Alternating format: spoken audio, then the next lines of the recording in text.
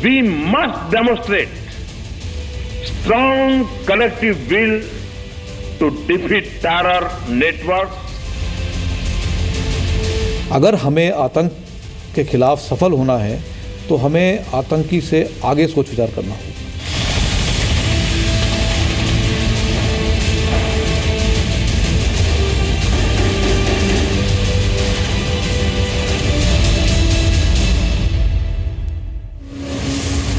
कश्मीर में देश के गद्दारों की बौखलाहट क्या इसलिए है क्योंकि सेना उनके अंत की शुरुआत कर चुकी है।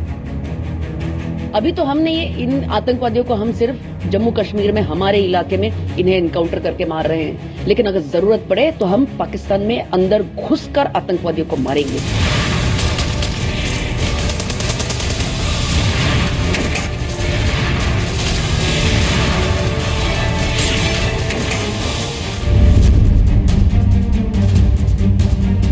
क्या कश्मीर के लिए फैसला हो चुका है कि आतंक के लिए जितना बड़ा समर्थन हो उसे उतनी ही सख्ती से कुचला जाए? कश्मीर में आतंक के खिलाफ सबसे निर्णायक युद्ध चल रहा है। ऐसे देश के विरोधियों से निपटने के लिए हमें नए तरीके अपनाने ही होंगे। क्या सेना प्रमुख की यह चेतावनी कश्मीर के गद्दारों के लिए है? और क्या उनका इलाज भी मेजर गोगोई वाले फॉर्मूले से होगा? अभी वादी में हड़ताल तो हुई है, लेकिन उसका प्रभाव कम नहीं उतना नहीं होगा जितना बुरहान वानी के समय पे होगा।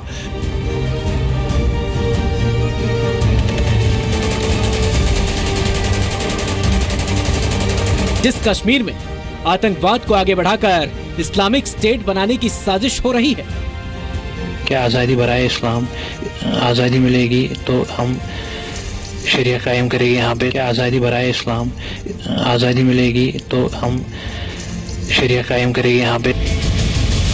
क्या उस साजिश को ये सेना का संदेश है कि कश्मीर में जो बुरहान बनेगा वो बेमौत मरेगा?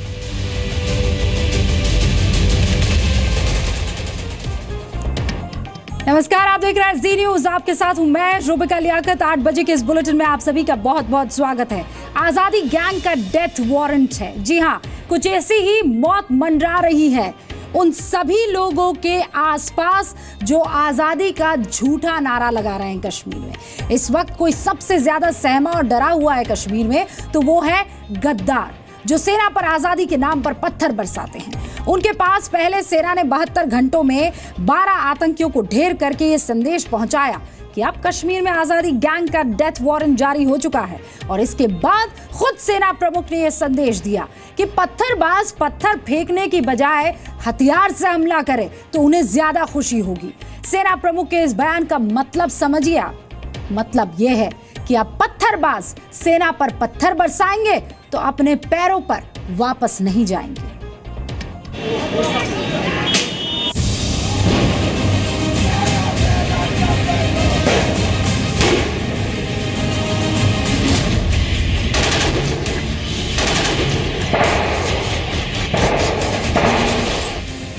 सेना कश्मीर में गद्दारों को कुचलने के लिए किस कदर तैयार है और कैसे आतंकवाद की ताबूत में आखिरी कील ठोकने की तैयारी हो चुकी है, उसका अंदाजा सेना प्रमुख के इस बयान से लग जाएगा।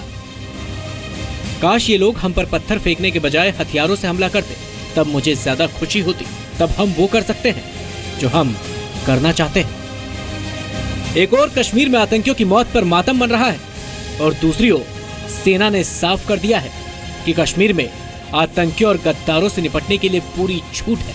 इसके लिए चाहे हर जवान मेजर गोगोई बने या फिर आतंकियों को चुन चुन कर ढेर किया जाए।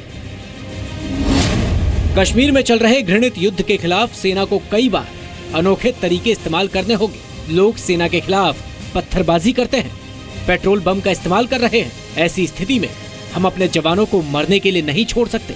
कि एक कमांडर अपने जवान को ये नहीं कह सकता कि तुम्हारे खिलाफ जो कार्रवाई होएगी आप उसको सहन करो और आपको कोई हक नहीं है उसकी कोई जवाबी एक्शन लेने का। वो हमारे कानून में भी लिखा है कि अपने आप को बचाने के लिए आप कोई भी कार्रवाई कर सकते हैं। सेना प्रमुख की ये चेतावनी कश्मीर में आतंकवाद के खिलाफ सबसे बड़ी कार्रवाई के बाद आई। वो कार्रवाई जिसके बाद कश्मीर का आजादी गैंग खून के आंसू बहा रहा है। पिछले 72 घंटे में सेना कश्मीर में 11 आतंकियों को मार चुकी है। आतंकियों के डेथ वारंट वाली इस लिस्ट में सबसे बड़ा नाम सब्जार भट्ट का है, जिसे कुछ दिन पहले ही बुरहान की जगह पर कश्मीर में हिजबुल मुजाहिदीन का नया कमांडर बनाया गया था। इसके अलावा भारतीय सेना ने शुक्रवार को पाकिस्तान की बॉर्डर एक्शन टीम के 2 आतंकियों को मौत के घाट उतारा था। कश्मीर में सब्जार भट्ट की मौत हिजबुल मुजाहिदीन के ताबूत में आखिरी कील साबित होने वाली। सब्जार को ढेर करके सेना का यह संदेश आतंकियों को भी है और अलगाववादियों को भी कि अब किसी को कश्मीर में आतंक के खेल की आजादी नहीं है।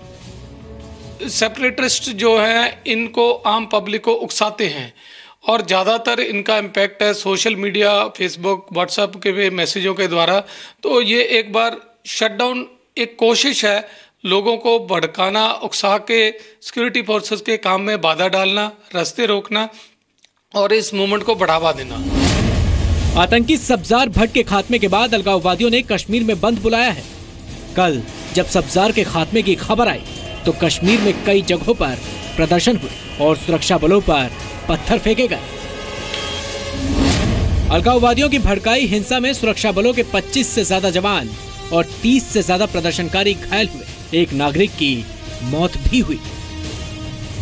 आतंकियों की मौत का मातम मना रहे अलगाववादी फिर कश्मीर में वही हालात पैदा करने की कोशिश में हैं जो पिछले साल आतंकवादी बुरहान वानी की मौत के बाद हुई थी।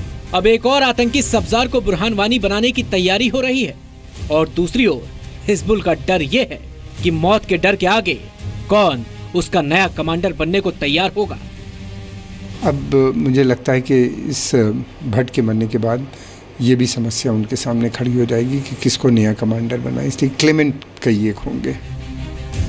कश्मीर में कई जगहों पर कर्फ्यू जैसे हालात हैं। कई जगहों पर इंटरनेट सर्विस बंद कर दी गई है, लेकिन कश्मीर को पूरी शांति तभी मिलेगी जब कश्मीर के गद्दारों का भी आतंकियों वाला इलाज होगा। ब्यूरो रिपोर्ट, जी मीडिया। तो सेना पूरी तरह से तैयार है, प्रोएक्टिव अप्रोच अब निभा रही है, रिएक्टिव अप्रोच नहीं है। वैसे हिजबुल कमांडर सब्जार भट्ट के खात्मे से कश्मीर में अलगाववादी और पाकिस्तान की साजिश का पर्दाफाश हो चुका है। ये साफ हो चुका है कि कश्मीर में आजादी की जंग एकदम झूठी है, सरासर झूठ है। सच ये है कि चाहे अलगाववादी हो, आतंकवादी हो या फिर पाकिस्तान, इन सारे गिरोहों के अपने अपने एजेंडे हैं और एक के एजेंडे का दूसरे के एजेंडे से दूर तक कोई वास्ता नहीं है।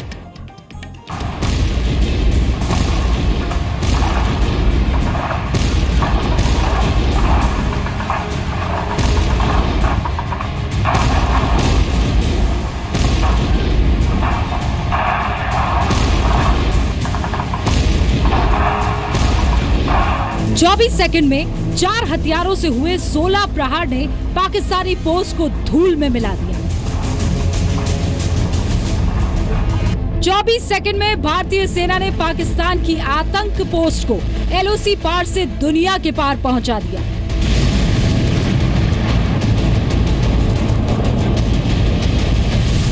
कश्मीर के गद्दारों की बौखलाहट सिर्फ इसलिए नहीं कि सेना को आतंक के खात्मे में सबसे बड़ी कामयाबी मिली है, बल्कि इसलिए भी है क्योंकि कश्मीर में गद्दारों के एजेंडे का पर्दाफाश हो चुका है।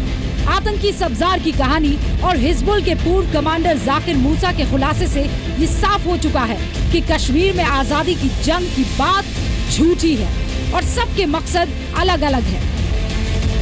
बाकी जो भी है उनका मतलब ये इंटेंशन है कि आज़ादी बराए इस्लाम, आज़ादी मिलेगी तो हम शरिया कायम करेगी यहाँ पे, तो मैं उनके खिलाफ नहीं हूँ। हिजबुल से अलग हो चुका आतंकी जाकिर मूसा कश्मीर को इस्लामिक स्टेट बनाना चाहता है और सब्जार अहमद आतंकी इसलिए बना क्योंकि वो प्यार में कामयाब नहीं हुआ। सब्जार हिजबुल के पूर्व कमांडर बुरहान के बचपन का दोस्त था और वो भी कश्मीर के त्राल का रहने वाला था। सूत्रों के मुताबिक सब्जार त्राल की एक लड़की को पसंद करता था, लेकिन उसकी आतंकी मानसिकता को जानकर लड़की के परिवार ने रिश्ते से इनकार कर दिया। इसके बाद सब्जार आतंकी संगठन हिजबुल मुजाहिदीन में शामिल हो गया और अपने बचपन के दोस्त बुरहान की ही तरह बेमौत मारा गया। माना जा रहा है कि सब्जार अलगाववादियों से मिलने के लिए श्रीनगर गया था ताकि जाकिर मूसा की धमकी के बाद आतंकियों और अलगाववादियों में जो फूट पड़ चुकी है उसे खत्म किया जा सके। अब मुझे लगता है कि इस भट्ट के मरने के बाद ये भी समस्या उनके सामने खड़ी हो जाएगी कि किसको नया कमांडर बनाए, इसलिए क्लेमेंट कई एक होंगे। आतंकियों और अलगाववादियों का असली एजेंडा उस वक्त सामने आ गया था जब हिजबुल मुजाहिदीन के पूर्व कमांडर जाकिर मूसा ने धमकी देते हुए कहा था कि कश्मीर में लड़ाई इस्लामिक स्टेट बनाने के लिए है और अलगाववादी इसके आड़े आए तो वो उनके सिर काटकर लटकाएगा। ये हमारे लीडर नहीं हो सकते हैं और इनको अपनी सियासत चलानी हो ना तो हमारे रास्ते में कांटे न बने, हमारी शरीयत के रास्ते में, वरना हम लोग इनके गले काटेंगे पहले, लाल चौक में इनको लटकाएंगे पहले। सूत्रों के मुताबिक श्रीनगर पहुंचने के बाद से ही हिजबुल कमांडर बने सब्जार को सुरक्षा एजेंसियां ट्रैक कर रही थी। सूत्रों के मुताबिक सब्जार ने ही दक्षिणी कश्मीर के कई युवाओं को आतंकी बनाने में बड़ी भूमिका निभाई थी। हिजबुल ने उसे 20 मई को ही कश्मीर में नया कमांडर बनाया था और आतंक की नई जिम्मेदारी मिलते ही भारतीय सेना ने उसे मार गिराया। ये शुरू से कोशिश थी, दो चीज़ें हुई हैं, एक तो फूट डालने में भी लगता है कि ये सफल हो गए हैं, दूसरे जब भी कोई बड़ा कमांडर की हत्या होती है तो उमन फूट हो जाती है कि नेक्स्ट कमांडर कौन बने। मूसा तो पहले ही अपना एजेंडा साफ कर चुका था, लेकिन सब्जार के मारे जाने के बाद पाकिस्तान के नापाक मंसूबे भी सामने आ गए। अपने आतंकियों की मौत से बौखलाए पाकिस्तान ने मूसा की भाषा ही बोली। We have a neighbor who for almost 7 decades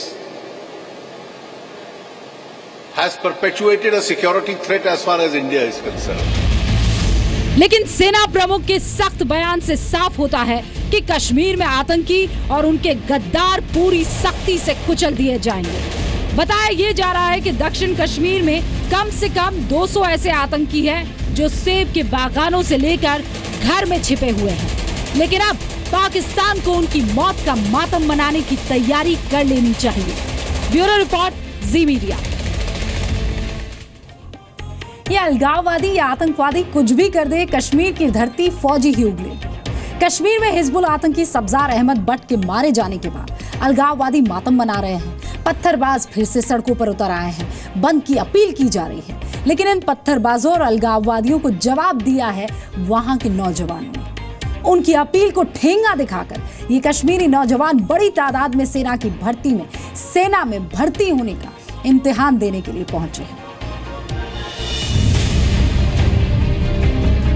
ये इम्तिहान पाकिस्तानी आतंक के खिलाफ है। ये इम्तिहान देश की हिफाजत के लिए है। ये इम्तिहान कश्मीरी नौजवानों के भविष्य का है। ये इम्तिहान शहीद उमर फयाज को श्रद्धांजलि है। कश्मीरी नौजवानों ने एक बार फिर दिखा दिया है कि देश के लिए वो शहीद उमर फयाज के रास्ते पर चलना चाहते हैं। वो किसी के बहकावे में नहीं आने वाले हैं। जिस वक्त कश्मीर के अलगाववादी नेता हिजबुल मुजाहिदीन के आतंकी सब्जार अहमद बट के एनकाउंटर पर मातम मना रहे थे, कश्मीर घाटी के सैकड़ों नौजवान शहीद फयाज के सपनों को पूरा करने के लिए सेना का इम्तिहान दे रहे थे। यह इसलिए भी बड़ी कामयाबी है क्योंकि आतंकी सब्जार की मौत पर अलगाववादियों ने कश्मीर में 2 दिन का बंद बुलाया था। लेकिन कश्मीरी नौजवान बंद की परवाह किए बिना सेना के कॉमन एंट्रेंस एग्जामिनेशन में शामिल हुए। एक किस्म से बहुत वक्त से एक रेडिकलाइजेशन किया जा रहा है और उस रेडिकलाइजेशन की वजह से ही कुछ यूथ इस तरफ जो है आकर्षित हो रहे हैं, लेकिन उनकी संख्या बहुत कम है। लेकिन यस, ये हमारे लिए एक चैलेंज है और हम चाहेंगे कि ये संख्या 0 हो। सेना में जूनियर कमीशन ऑफिसर और दूसरे रैंक के लिए भर्ती का इम्तिहान देने वाले ये नौजवान हैं जिन्होंने फिजिकल और मेडिकल टेस्ट में कामयाबी हासिल की है। श्रीनगर सेंटर पर फिजिकल और मेडिकल में कामयाबी हासिल करने वाले 815 में से 799 नौजवान लिखित परीक्षा में शामिल हुए। पट्टन सेंटर पर 500 में से 493 नौजवान लिखित परीक्षा में शामिल हुए। दोनों सेंटर को मिलाकर 1315 में से 1292 छात्र लिखित परीक्षा में शामिल हुए।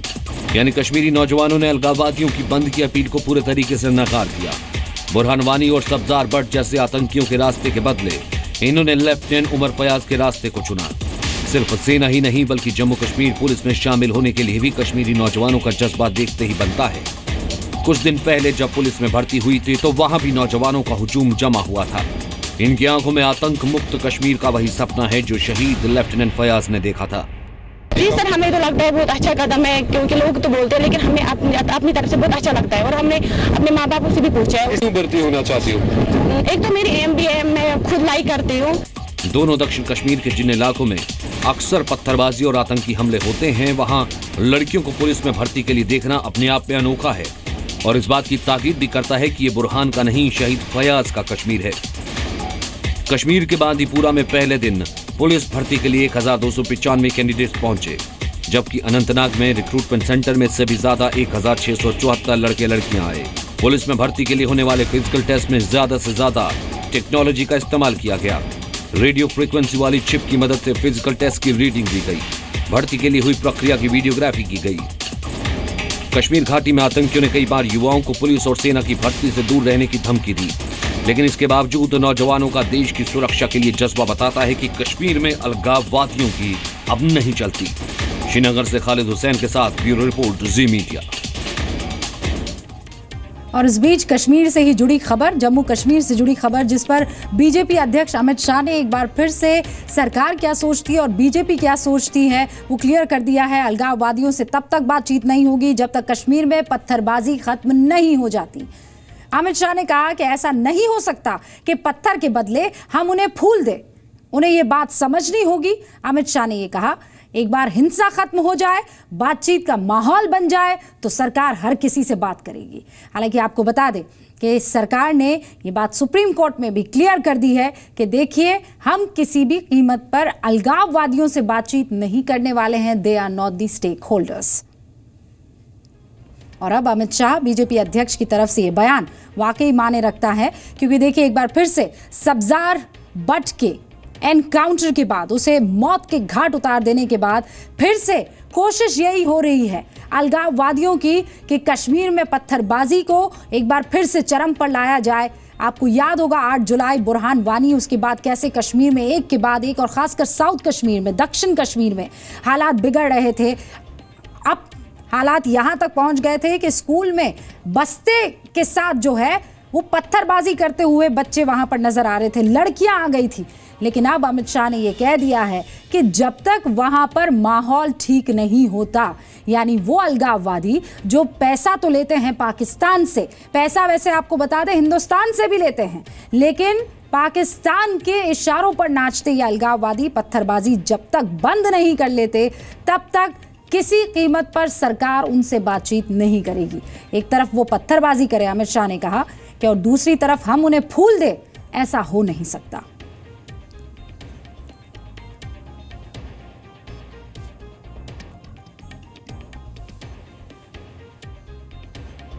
सिर्फ यही नहीं, एक तरफ अमित शाह यहां पर चेतावनी दे चुके हैं इन सारे पत्थरबाजों को कि सुधर जाओ, दूसरी तरफ सेना प्रमुख ने भी खुली चेतावनी दे दी है गद्दारों को। गद्दारों को सेना प्रमुख ने यह चेतावनी दी है कि पत्थर और पेट्रोल बॉम्ब अगर फेंक रहे हो तो मैं सेना को यह नहीं कहूंगा कि छोड़ो, जाने दो। मैं अपने सैनिकों से क्या यह कह दूं कि बस इंतजार करते रहो और अपनी जान देते रहो, शहादत देते रहो। उन्होंने कहा कि मैं जवानों से यह कहूंगा कि तिरंगे और ताबूत लेकर आऊंगा, आपका शव सम्मान से घर भेजूंगा। सेना का मनोबल बढ़ाना मेरी जिम्मेदारी है और यह जिम्मेदारी मैं निभाता रहूंगा। यह एक छद्म युद्ध है। संघर्ष तो तब होता है जब विरोधी पक्ष आमने सामने से लड़ते हैं, यहां तो हर बार पीछे से वार किया जाता है। सेना प्रमुख ने यह कह दिया है कि हमने उस वक्त बंदूक इसलिए नहीं उठाई क्योंकि सामने वाले निहत्थे थे। उनको चैलेंज दिया कि जरा ये काम करके दिखाओ और फिर सेना क्या करती है पता चलेगा।